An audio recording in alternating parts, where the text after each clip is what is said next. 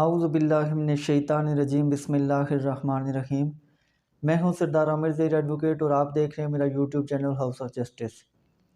आज मैं बात करूंगा कि किसी भी प्रॉपर्टी को फ़रोख्त करने के लिए किन किन डॉक्यूमेंट्स की ज़रूरत होती है। अक्सर लोग जब कोई प्रॉपर्टी फ़रोख्त करना चाहते हैं तो वो कहते हैं कि मेरे पास 2 डॉक्यूमेंट्स हैं, क्योंकि उनको कई लोग ऐसे होते हैं कि जिनको पढ़ना नहीं आता या एजुकेटेड भी होते हैं, लेकिन उसके बावजूद चूँकि ये जो प्रॉपर्टी से रिलेटेड डॉक्यूमेंट्स होते हैं, जैसे रजिस्ट्री हो गई, कोई एग्रीमेंट टू सेल वगैरह हो गया, इंतकाल हो गया, फ़र्द वगैरह हो गया, तो ये आम आदमी के लिए पढ़ना थोड़ा सा मुश्किल होता है। तो इसलिए उनको पता नहीं होता कि हमारे पास कौन कौन से डॉक्यूमेंट्स हैं। तो अक्सर लोग इस तरह कहते हैं कि हमारे पास कोई 2 डॉक्यूमेंट हैं इस ज़मीन के। अब कोई भी आदमी अगर प्रॉपर्टी की सेल परचेज़ का काम करता है तो वो 2 डॉक्यूमेंट्स का मतलब ये समझता है कि एक रजिस्ट्री होगी और दूसरा फ़र्द होगा। तो इसका मतलब है कि अगर फ़र्द है तो इनका इंतकाल हो चुका है। लेकिन मैंने कई बार मुझे भी ऐसे लोगों ने कहा कि हमारे पास सिर्फ 2 डॉक्यूमेंट्स हैं इस प्रॉपर्टी से रिलेटेड, तो मैं उसको फ़र्द और रजिस्ट्री ही समझा। लेकिन जब वो लेकर आए, वो देखे मैंने डॉक्यूमेंट, तो वो 2 डॉक्यूमेंट, एक एग्रीमेंट टू सेल जो बयाना वगैरह देते वक्त बनाया जाता है और दूसरी रजिस्ट्री होती है। जबकि ना तो उन्होंने आगे इंतकाल करवाया होता है और ना ही उनके पास फ़र्द की कॉपी होती है।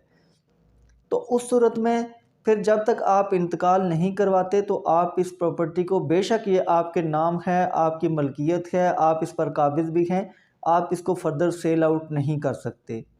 उसकी रीज़न क्या है वो आगे चलकर मैं उस पर डिटेल से बात करूँ। अब इन तीनों डॉक्यूमेंट्स के बारे में, agreement to sell, sale deed जिसको रजिस्ट्री कहते हैं, और इंतकाल के बारे में मैं एक एक करके इन तीनों के बारे में मैं कुछ इन्फॉर्मेशन शेयर करूंगा। सबसे पहले agreement to sell. Agreement to sell होता है इकरारनामा बै, कि जब भी कोई 2 पार्टियां आपस में इस बात पर राज़ी हो जाती हैं, एक पार्टी कहती है कि मैंने ये प्रॉपर्टी बेचनी है, दूसरी पार्टी कहती है मैंने ये ख़रीदनी है, दोनों के आपस में टर्म्स एंड कंडीशंस सेटल हो जाती हैं। टोटल इस प्रॉपर्टी की कीमत कितनी है, बयाना कितना देना है, जो बकिया पेमेंट है वो कब देनी है, रजिस्ट्री कब करवानी है, इसके अलावा जो कब्ज़ा है प्रॉपर्टी का वो कब दूसरी पार्टी के हवाले किया जाएगा। तो ये सारी जितनी भी टर्म्स एंड कंडीशंस हैं, ये तय करने के बाद दोनों पार्टीज़ क्या करती हैं कि एक स्टाम्प पेपर निकलवाती हैं। स्टाम्प पेपर निकलवाने के बाद वो उस पर एक एग्रीमेंट टू सेल तहरीर करते हैं, जिसे इकरारनामा बै कहते हैं। एग्रीमेंट टू सेल कैसे तहरीर किया जाता है उसके बारे में एक डिटेल वीडियो मेरे चैनल पर मौजूद है। मैं शॉर्ट सा उसके बारे में कुछ इन्फॉर्मेशन दूंगा कि एग्रीमेंट टू सेल जब भी बनाया जाता है तो वो स्टाम्प पेपर निकलवाते हैं। स्टाम्प पेपर निकलवाने के बाद उस पर जो पार्टी ए होती है, जो प्रॉपर्टी बेच रही होती है, उसकी सारी डिटेल लिखी जाती है, नाम, वल्दियत, शनाख्ती कार्ड नंबर, एड्रेस, ये सारी चीज़ें लिखी जाती हैं।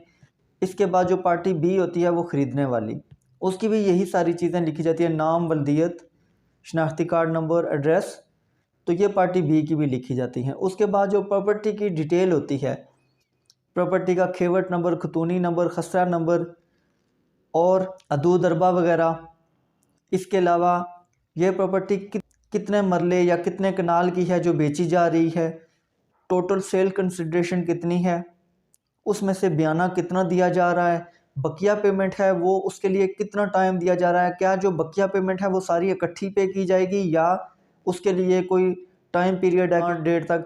तो इस तरह की जो भी टर्म्स एंड कंडीशन इस बारे में तय की जाएंगी वो लिखी जाएंगी। फिर कब्ज़े के बारे में लिखा जाएगा कि कब्ज़ा हवाले किया जा रहा है या बाद में किया जाएगा और कब तक किया जाएगा, रजिस्ट्री दूसरी पार्टी ने कब तक करवा के देनी है। तो ये सारी डिटेल एग्रीमेंट टू सेल पर लिखी जाती हैं। लास्ट में फिर जो बेचने वाला, ख़रीदने वाला प्लस 2 गवाह, उनके नाम, वल्दियत, साइन, अंगूठा वगैरह करवाया जाता है। ये सारी चीज़ें करवाने के बाद फिर नोटरी पब्लिक से इसको अटेस्ट करवा लिया जाता है। तो ये बन जाता है एग्रीमेंट टू सेल। इसको सब रजिस्ट्रार के पास रजिस्टर भी करवाया जाता है, लेकिन रजिस्टर करवाना ज़रूरी नहीं होता। उसकी वजह यह है कि एग्रीमेंट टू सेल कोई भी ऑनरशिप राइट क्रिएट नहीं करता। बेशक जो पार्टी ये प्रॉपर्टी ख़रीद रही है वो अगर फुल एंड फाइनल पेमेंट भी कर दे, इसके बावजूद जब तक रजिस्ट्री नहीं होगी वो इस प्रॉपर्टी के मालिक नहीं बनेंगे। एग्रीमेंट टू सेल किसी भी तरह का कोई टाइटल क्रिएट नहीं करता, ना ही ये टाइटल डॉक्यूमेंट होता। ये सिर्फ इस हद तक आप कर सकते हैं कि ये एक बतौर सबूत पेश किया जा सकता है कि जो ख़रीदने वाला है उसने इतनी पेमेंट कर दी है और जो बेचने वाला है उसने कब्ज़ा हवाले किया या नहीं किया और इतनी पेमेंट रिसीव करी है। ये सारी चीज़ों की हद तक सिर्फ एक सबूत के तौर पर होता है। हाँ, इस तरह हो सकता है कि इन फ्यूचर अगर बेचने वाले ने सारी पेमेंट वसूल कर ली, इसके बावजूद अगर वो प्रॉपर्टी ट्रांसफ़र नहीं करवा रहा, तो जो ख़रीदने वाला है वो कोर्ट में जाके इस एग्रीमेंट टू सेल की बेस पर अपने हक़ में वो प्रॉपर्टी डिग्री करवा सकता है, उस प्रॉपर्टी की हद तक केस डिग्री करवा सकता है। अदरवाइज़ ये कोई टाइटल डॉक्यूमेंट नहीं है। ये बात याद रखने वाली है कि बेशक आपने सारी पेमेंट कर दी है लेकिन सिर्फ एग्रीमेंट टू सेल बनाया है, तो उस सूरत में आप प्रॉपर्टी के मालिक नहीं बनेंगे। कानूनी तौर पर आप उस प्रॉपर्टी के मालिक नहीं बनेंगे जब तक आप उसकी रजिस्ट्री अपने नाम नहीं करवा लेते, सेल डीड अपने नाम पर रजिस्टर नहीं करवा लेते। Agreement to sell title document नहीं है। टाइटल डॉक्यूमेंट आपका जो इंतकाल होगा और आपकी जो सेल डीड होती है वो होते हैं। उसके बाद है सेल डीड। सेल डीड क्या होगी कि जब आपने फुल एंड फाइनल पेमेंट कर दी है, कब्ज़ा प्रॉपर्टी का ले लिया है, तो अब जो बेचने वाला है उसकी ये रिस्पॉन्सिबिलिटी है कि ये प्रॉपर्टी आपके नाम पर ट्रांसफ़र करे। प्रॉपर्टी की वैल्यू के हिसाब से जितने भी टैक्सेस बनते हैं वो आप पे करेंगे। पे करने के बाद आपके नाम पर सब रजिस्ट्रार के ऑफिस में जाके जो बेचने वाला है उसकी मौजूदगी में वो जाके वहाँ बयान देगा कि मैंने इस आदमी को ये प्रॉपर्टी बेच दी है, तो उसके बाद आपके नाम पर ये प्रॉपर्टी ट्रांसफ़र हो जाएगी, सेल डीड आपके नाम पर रजिस्टर होगी, तब जाके आप इसके असल मालिक बनेंगे कानूनी तौर पर। लेकिन जब तक सेल डीड रजिस्टर नहीं होगी तब तक बेशक कब्ज़ा आपके पास रहे, आप उसके मालिक नहीं कहलाएंगे। अब जब सेल डीड भी रजिस्टर हो गई, लेकिन कुछ लोगों को पता नहीं होता कि वो रजिस्ट्री करवाने के बाद अगला प्रोसीजर क्या है, तो वो रजिस्ट्री लेके घर बैठ जाते हैं कि हम मालिक हैं। लेकिन जब आगे चलकर उनको ज़रूरत पड़ती है कि यह प्रॉपर्टी हमने सेल आउट करनी है, तब जाके उन्हें असल परेशानी का सामना करना पड़ता है कि वो फ़र्द लेने के लिए जब पटवारी के पास जाते हैं, क्योंकि जब भी प्रॉपर्टी बेची जाती है तो उसके लिए फ़र्द बै की ज़रूरत होती है। तो फ़र्द बै कहाँ से मिलता है? अगर तो प्रॉपर्टी का जो रिकॉर्ड है वो मैनुअल है तो फिर पटवारी से मिलेगा। अगर प्रॉपर्टी का रिकॉर्ड कंप्यूटराइज्ड हो चुका है तो वो अराज़ी रिकॉर्ड सेंटर से मिलेगा। लेकिन अगर आपने इंतकाल नहीं करवाया तो उस सूरत में फिर आपको जो फ़र्द है वो जारी नहीं किया जाएगा, फ़र्द बै जारी नहीं किया जाएगा। तो आप जब तक फ़र्द बै जारी नहीं होता, रजिस्ट्री से आप आगे उसको सेल आउट नहीं कर सकेंगे, क्योंकि आगे बेचने के लिए फ़र्द बै का होना ज़रूरी है।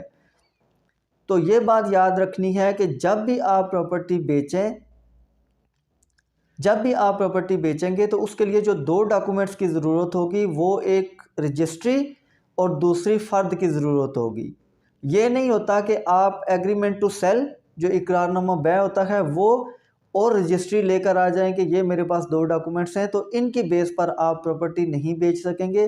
बेचने के लिए डॉक्यूमेंट्स तो दो ही ज़रूरी होते हैं, लेकिन वो रजिस्ट्री और फ़र्द ज़रूरी होता है। लिहाजा जब भी आप प्रॉपर्टी ख़रीदें, आपके नाम पर रजिस्ट्री हो जाए, सेल डीड रजिस्टर्ड हो जाए, उसके फ़ौरन बाद जाके अगर आपका मौज़ा, जैसे मैंने पहले बताया है, अगर आपका मौज़ा मैनुअल है, उसका रिकॉर्ड मैनुअल है, तो आप पटवारी के पास जाके अपना इंतकाल करवा लें। और अगर कंप्यूटराइज्ड हो चुका है तो आप उस सूरत में फिर अराज़ी रिकॉर्ड सेंटर में जाएं और वहां पर अपना इंतकाल करवाएं, ताकि इन फ्यूचर आपको किसी तरह की कोई प्रॉब्लम पेश ना आए। तो व्यूअर्स, ये थी आज की वीडियो। उम्मीद है वीडियो पसंद आई होगी। अगर वीडियो पसंद आई है तो चैनल को सब्सक्राइब करना ना भूलिएगा। इसी के साथ इजाज़त चाहूँगा। अपनी दुआओं में याद रखिएगा। फ़ी अमानिल्लाह।